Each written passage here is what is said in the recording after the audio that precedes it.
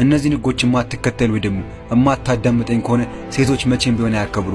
አንደኛው ሴትን ለፍቅር አስለምን፣ ካልወደደች ካላፈቀረች ተዋት፣ ልቀቃት። ሁለተኛው ቲክቶክ ላይ ያለችውን ፌመሷን ወይ ቆንጆዋን ሴት ዴት ለማድረግ እንዳትሞክር። ሶስተኛው ሴት ልጅ ክብርን ዝቅ እንድታረገው እንዳታረጋት እንዳትፈቅድላት። አራተኛው አንዴ ካንተ ቤት የሄደችን ሴት ድጋሚ ወደ ቤት እንድትመለስ እንዳትማጽናት እንዳትለምናት። አምስት ስለ ቢዝነስ የምታወራ ስለ አልፋ ብሬክስሩ የምታወራ ልጅ ሽሻት፣ ይቺ ልጅ ገደል ትከታለች። ስድስተኛው ሌላ ሰው ብላ ትተሄደች ልጅ ድጋሚ ወደ አንተ ከመጣች እንዳትቀበላት። አስታውስ፣ አንተ ጋር ድጋሚ የመጣችው ልታበላሽና ዳሜጅ ልታረግ ነው።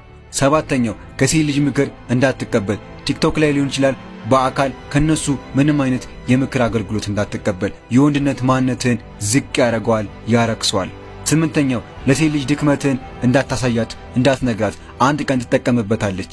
ዘጠነኛው ሴት ልጅ የቤት ኪራይን ወይ ደግሞ ግብአቶችን እንድከፍልልህ እንዳታረጋት፣ ክብርህን ማንነትህን ዝቅ ያደርገዋል። አስረኛው ለሴት ልጅ ብለህ ከሌላ ወንድ ጋር እንዳትጠላ፣ እንዳትደባደብ። ከላይ በነገርኩ ህጎች ከተስማማ ኮሜንት ላይ ሐሳብን አስቀምጥልኝ። ለተጨማሪ ደግሞ ይህንን ቪዲዮ አድምጠኝ። አንደኛው የማይፈልግ መፈለግ አቁም። አንድ ሰው የማይፈልግ ከሆነ ያን ሰው አንተን እንዲወድ ወይ ደግሞ አንተን እንዲፈልግ እንዳታስገድደው።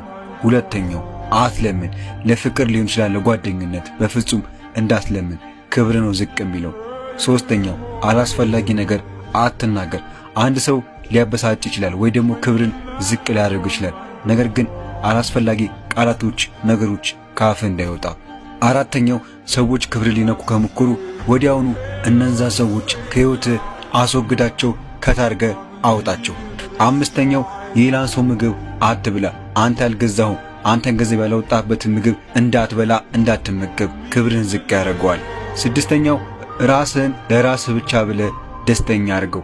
ሌላን ሰው ደስተኛ ለማድረግ ብለ ማንነትን፣ ህይወትን፣ አመለካከትን እንዳትቀይር።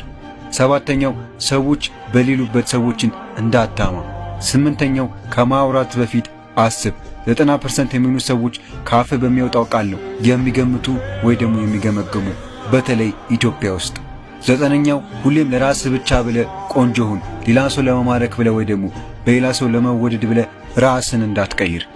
አስረኛው ለሰዎች ጥሩ ነገር አድርግ፣ በተለይ ካንተ እርዳታ የሚያስፈልጋቸው ሰዎች። ከላይ በነገርኩ ነገር ከተስማማ ኮሜንት ላይ ሐሳብን አስቀምጥ።